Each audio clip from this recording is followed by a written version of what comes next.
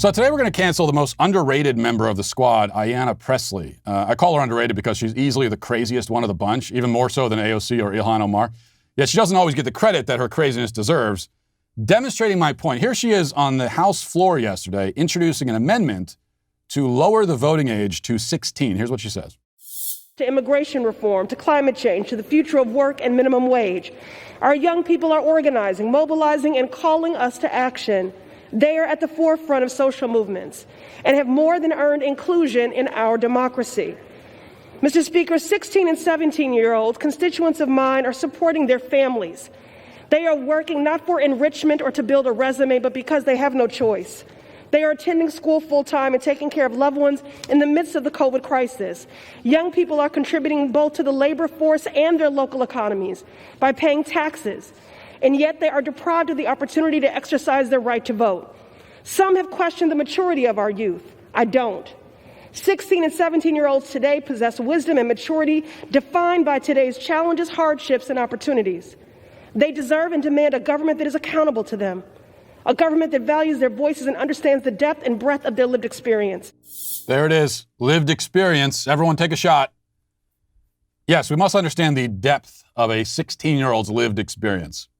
They're people of great wisdom, she says, great maturity. Their voices should be heard in our democratic process.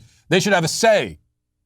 And all of these claims would be really super convincing to me if it weren't for the fact that I was a 16-year-old once, and if I had never met any other 16-year-olds. Then maybe I could find this rosy picture believable, but my experience both with being 16 and being around 16-year-olds tells me that no, they are not wise and mature. They are, by and large, idiots. And I say that with no malice or judgment. I was the biggest idiot of them all at 16.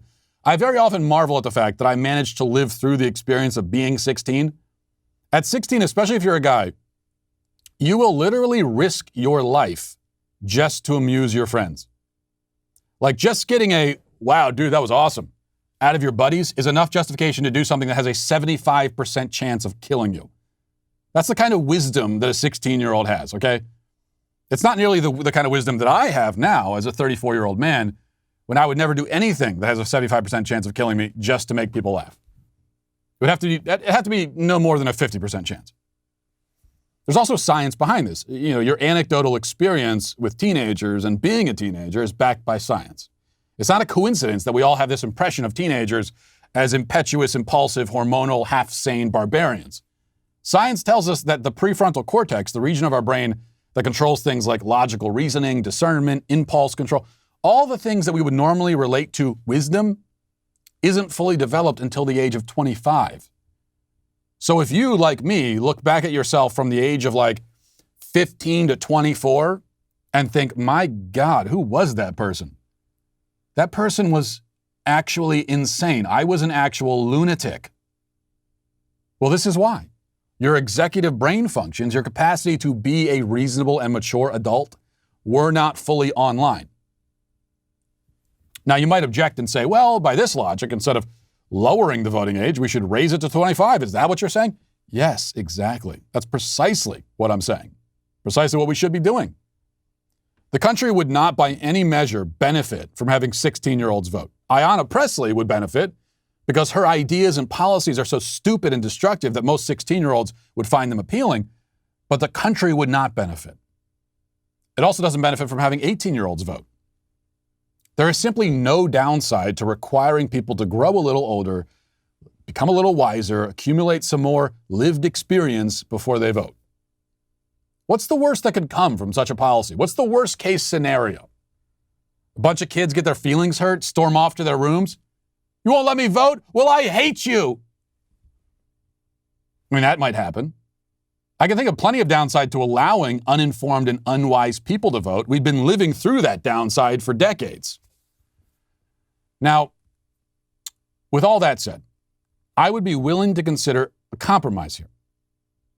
In an intelligent objection to the points I've raised so far is that, sure, most 16-year-olds are immature and stupid, but then again, a lot of 36-year-olds are too. There are many 56-year-olds who are as ill-equipped for the voting booth as the average 16-year-old, if not more so. That's all true. So my compromise would be this, similar to what I proposed in the past. All voters must take a simple test measuring their basic aptitude and how informed they are. We'll be setting a pretty low bar with the test, starting small. Questions like, who is the Secretary of State? What does the legislative branch of the government do? Okay, stuff like that. I say all voters be required to take this test. Any who pass can vote. Any who fail cannot. So if you're 16 and you pass, fine. If you're 62 and you fail, you're out. Now, I'd like to see voting requirements that go far beyond this. I think the requirements should be strict enough that millions of current voters are ruled out. I'd like to see the numbers reduced by about 70 to 80%. That's what I think we should shoot for. I don't think voting should be a big party that everybody is invited to. I think it should be something that only the most informed, most engaged, most productive and mature Americans have the privilege to participate in. I realize this idea is upsetting to a lot of people, but I don't care. And anyway, I'm willing to compromise. I'm willing to lower the bar so that all you have to do is pass a test that any 8th grader should be able to pass. Anyone who does pass it votes. Anyone who doesn't. So what do you say, Ayanna Pressley? Can we strike a deal? No, we can't, can we? Because you want the uninformed to vote. You want people who are utterly clueless to file into the polling stations and drown out the votes of the informed and the engaged citizens. That's the whole reason why you're proposing this change. And that's also the reason, along with a bunch of other reasons, why you're canceled. Well, I hope you enjoyed that clip from the Matt Walsh Show. If you did, go ahead and hit that subscribe button right down there so you can stay up to date on all of our future content.